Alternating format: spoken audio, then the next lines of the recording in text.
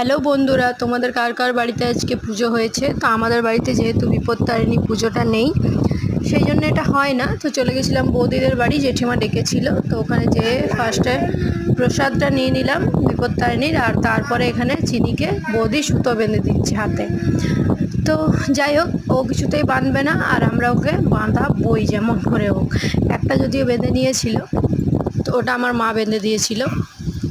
তো তারপরে এই যে আমার ওনাকে বেঁধে দিচ্ছে আর কি, আর সাথে ঝগড়াও করছে। এই দুজন মানুষ যাদের সব সময় ঝগড়াঝাটি লেগেই থাকে, বৌদি আর আমার বর।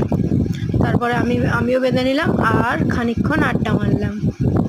এই হচ্ছে আমার সেই মানুষ যার সাথে আড্ডা মেরে কিনা শান্তিই হয়ে যায়। তো তারপরে বাড়ি চলে এসে ডিমের ঝোল ছিল, তো আজকে আর খাবারটা রাতের খাইনি, শুধু ডিমটা খেয়ে নিলাম।